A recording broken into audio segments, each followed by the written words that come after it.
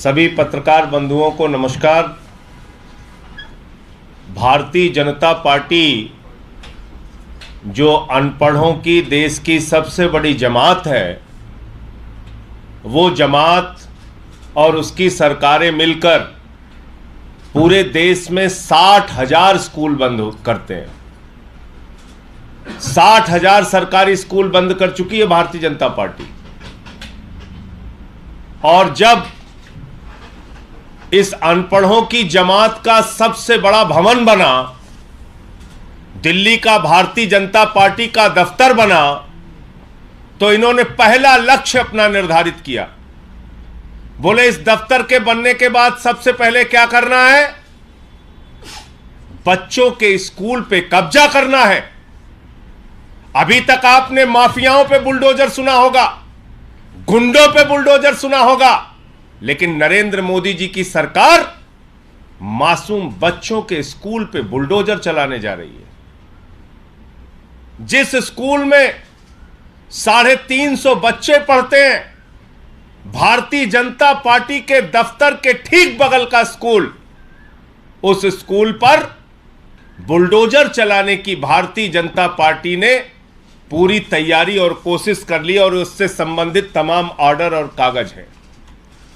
आप देख सकते हैं कि किस तरह से इस देश की शिक्षा में बिल्कुल यकीन न रखने वाले लोग, अनपढ़ों की जमात और ऐसे प्रधानमंत्री जो सबका साथ सबका विकास की बात करते हैं, 27 साल के बाद जब उनको गुजरात में जाना पड़ता है तो एक आर्टिफिशियल स्कूल में जाके फोटो खिंचवाते हैं। एक स्कूल पूरे गुजरात में ऐसा नहीं बना पाते जिसमें जाकर वो अपनी फोटो खिंचवा सके। और जब आप अपना दफ्तर बना रहे हैं मोदी जी, उसका उद्घाटन कर रहे हैं, उद्घाटन के मौके पर बड़ी बड़ी बातें कर रहे हैं और साथ ही साथ मासूम बच्चों के स्कूल पे बुलडोजर चलाने की तैयारी कर रहे हैं, यह अत्यंत शर्मनाक और मैं ये कहूंगा कि शिक्षा को, बच्चों के स्कूल को रौंदने का भारतीय जनता पार्टी का प्रयास है। आम आदमी पार्टी हर स्तर पे इसका विरोध करेगी और मैं आपको अब वो स्कूल दिखाना चाहूंगा जो भारतीय जनता पार्टी के दफ्तर के बगल है, जिसके ऊपर बुलडोजर चलाने की, जिसको गिराने की, जिसको ध्वस्त करने की पूरी तैयारी नरेंद्र मोदी जी ने कर ली है। जिस दिन बीजेपी के दफ्तर का उद्घाटन हुआ, उसी दिन इस स्कूल को दफन करने की भी कहानी लिखी गई। ये पहले आप स्कूल की बिल्डिंग देखिए।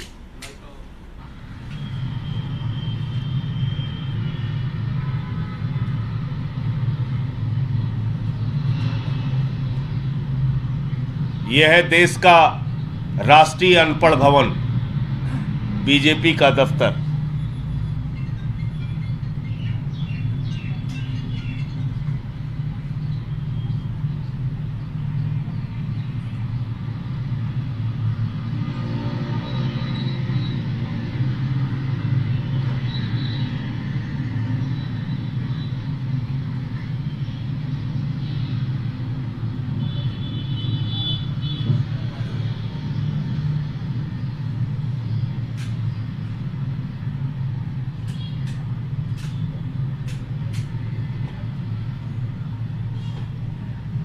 ये है वो सरकारी स्कूल,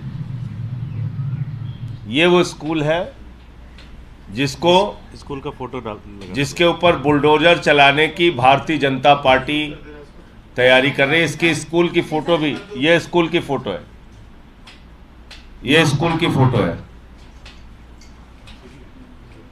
ये एमसीडी का स्कूल है और इसमें अलग अलग समय पे ये प्रस्ताव बनाए गए हैं। सीपीडब्ल्यूडी ने इसको ध्वस्त करने का, गिराने का, तोड़ने का, स्कूल शिफ्ट करने का आदेश दिया है। यहाँ आलीशान पार्क बनाया जाएगा अनपढ़ों के लिए, वहाँ अनपढ़ लोग आके बैठेंगे और बच्चों के स्कूल गिराए जाएंगे। ये है पूरी योजना। इस पे आपका कोई प्रश्न हो दुर्गेश जी से, मैं चाहूँगा आगे विस्तार से आपको बताएंगे। 350। इसमें लगभग 350 बच्चे पढ़ते हैं। 14 कमरों का स्कूल है और इस स्कूल को, चूँकि आप वीडियो में देख रहे होंगे कि भारतीय जनता पार्टी के दफ्तर के ठीक बगल में स्कूल है। तो जैसे बड़े राजा महाराजा होते हैं, उनको वो अपने घर के सामने जब खड़े होते हैं, छत पे खड़े होते हैं, उनको लगता है यार ये थोड़ा अगर बगल वाली ज़मीन भी मिल जाए तो थोड़ा अपना सिस्टम और शानदार हो जाएगा। तो ये बगल वाली ज़मीन कब्ज़ा करने की और लगातार एमसीडी के और उनके अधिकारियों के ऊपर दबाव डालकर इस स्कूल को खाली करवाना, इस स्कूल के ऊपर बुलडोज़र करके इस पूरे स्कूल को भारतीय जनता पार्टी के दफ्तर के कामकाज के लिए उपयोग में लाने की पूरी कोशिश की जा रही थी, जिसकी जानकारी हम लोगों को मिली। हम लोगों ने इसका विरोध किया और हम दिल्ली की जनता को ये बताना भी चाहते हैं कि जब तक आम आदमी पार्टी की सरकार दिल्ली में, अरविंद केजरीवाल जी के नेतृत्व में दिल्ली की सरकार चल रही है, हम किसी भी स्कूल को इस तरह से कब्जा नहीं होने देंगे। कोई प्रश्न? क्या रीजन दिया गया है सीपीडब्ल्यूडी की तरफ से, क्यों तोड़ रहे हैं? इन्होंने ये कहा कि ये जो पूरा का पूरा डीडीयू मार्ग है, इसका वो रीडेवलपमेंट करना चाहते हैं। रीडेवलपमेंट में इन्होंने कहा जी इस स्कूल को आप कहीं और लेके जाओ, इस स्कूल को थोड़ा सा हम कुछ पेड़ पौधे लगा देंगे, कुछ ग्रीनरी कर देंगे। रीडेवलपमेंट के नाम पे एक तरीके से इस पूरी ज़मीन को कब्जा करने की कोशिश। भाई रीडेवलपमेंट अगर करना है तो सबसे पहले तो बीजेपी का दफ्तर तोड़ना चाहिए।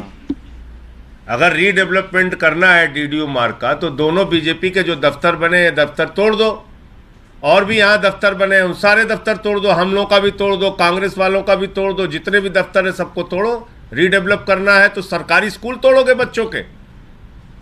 अगर आपको रीडेवलप करना है तो सबसे पहले आप सरकारी स्कूल जो बच्चों का है उसी को तोड़ेंगे, आप उस पर बुलडोजर चलाएंगे।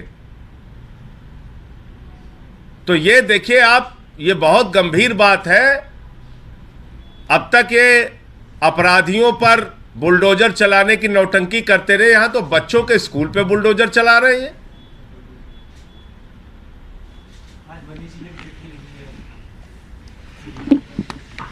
देखिए वो बहुत ही मार्मिक और गंभीर संवेदनशील चिट्ठी दिल्ली के पूर्व उप मुख्यमंत्री मनीष सिसोदिया जी ने लिखी है और इस बात पे चिंता जाहिर की है कि एक अनपढ़ व्यक्ति अगर देश का प्रधानमंत्री होगा तो किस तरह से उसका खामियाजा हम लोगों को भुगतना पड़ेगा।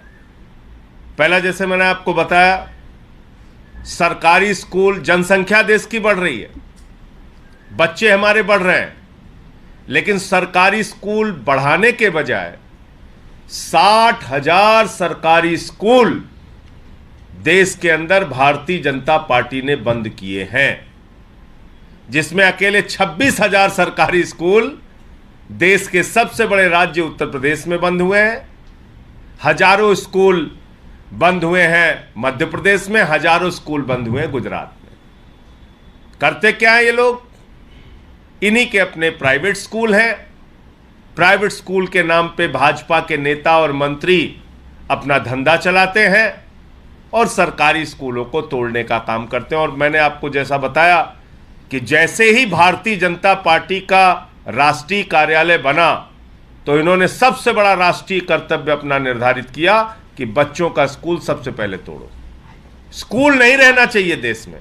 तो इस बात को लेकर मनीष सिसोदिया जी ने चिंता जताई है कि अगर देश के प्रधानमंत्री अनपढ़ होंगे, गैर पढ़े लिखे होंगे, सरकारी स्कूलों को बंद करेंगे तो बच्चों के भविष्य का क्या होगा और देश किन हाथों में इस समय है और किस दिशा में आगे बढ़ेगा, ये हम सब के लिए एक चिंता का विषय है। संजय जी, एमसीडी अब आपके हाथ में है, तो क्या आपके पास ऐसा कुछ प्रावधान है कि आप उसको रोक सकते हैं ऑर्डर को, या फिर आप? देखिए, दुर्गेश पाठक जी एमसीडी के नामित सदस्य भी हैं और मेयर भी आम आदमी पार्टी का है। हमने तो आपको सीपीडब्ल्यूडी और एमसीडी और मोदी सरकार की मिली भगत से जो ये बुलडोजर चलाने की कोशिश है उसका खुलासा आपके सामने किया। जहाँ तक दुर्गेश जी ने बताया, हमारी पार्टी, हम लोग पूरी तरीके से इसका विरोध करेंगे और ये बिल्कुल नहीं होना चाहिए कि बच्चों का स्कूल तोड़ के और भाजपाइयों का अनपढ़ पार्क बनाया जाए, इसके लिए ये ठीक बिल्कुल नहीं होगा। और ये जितने भी भवन खड़े हैं सब अडानी भवन है देश भर में। बीजेपी दफ्तर के नाम पे जितने बन रहे हैं सब अडानी का पैसा लग लग के बन रहा है। और आपका कोई प्रश्न हो? इससे थोड़ा हटके सवाल है, कल आप विपक्षी पार्टियों की बैठक में गए थे, एक बड़ी प्रेस कॉन्फ्रेंस भी हुई, 19 पार्टीज उसमें इन्वॉल्व है, लेकिन अब सवाल ये उठ रहा है कि अगर ये यूनाइटेड अपोजिशन का प्लेटफॉर्म लॉन्च होता है तो जो ग्रुप 8 था आपका मुख्यमंत्रियों का, नॉन बीजेपी नॉन कांग्रेस मुख्यमंत्रियों का, उसका फ्यूचर क्या होगा, फेट क्या होगा? देखिए, हर जगह के लिए अलग अलग स्ट्रेटेजी होती है। संसद के अंदर सरकार को कैसे घेरना है उसकी एक अलग प्रकार की रणनीति होती है। 19 राजनीतिक दल एक मंच पर एक साथ क्यों आए? मुद्दा क्या था? मुद्दा था मोदी अडानी भाई भाई देश बेच के खाई मलाई, यानी कि जो लाखों करोड़ का भ्रष्टाचार नरेंद्र मोदी जी ने अपनी राजनीतिक सत्ता को बचाए रखने के लिए आर्थिक सत्ता जो खड़ी की है अडानी के जरिए, उस घोटाले पे जेपीसी बनाओ। जेपीसी बनाने के लिए सरकार तैयार नहीं थी। इसको लेके पूरा संसद का सत्र चलने नहीं पाया, मोदी सरकार ने चलने नहीं दिया। और क्या मैसेज दिया पूरे देश को कि पूरे देश में लाखों करोड़ का घोटाला हो जाए, विदेशों से लाखों करोड़ काला धन अडानी की कंपनी में लगा दिया जाए, इंडिया बर्बाद हो जाए, लेकिन अडानी बर्बाद नहीं होना चाहिए। तो भारत के प्रधानमंत्री इंडिया के प्रधानमंत्री नहीं, अडानी के प्रधानमंत्री हैं, ये बात उन्होंने साबित कर दी। और इसलिए वो सारे लोग इकट्ठा हुए थे। इसको किसी चुनावी दृष्टिकोण से ना देखा जाए। और चुनाव को लेके जो घटनाक्रम है वो अलग ढंग से उसको आप देखिए, लेकिन जो कल 19 राजनीतिक दलों का एक साथ आना था वो सिर्फ और सिर्फ ये अडानी के घोटाले पे। क्या इससे G8 की रेलेवेंस कम होती हुई आपको दिखती है या उसको अब रखने का कोई औचित्य नहीं? G8 एक अलग प्रकार का प्रयास है और मैं समझता हूं कि उसके बारे में माननीय मुख्यमंत्री अरविंद केजरीवाल जी विस्तार से आपको बता पाएंगे। मैं तो पार्लियामेंट की जो ये यूनिटी थी, विपक्षी दलों की जो मांग थी, मैं उसके बारे में आपको जानकारी दे सकता हूँ।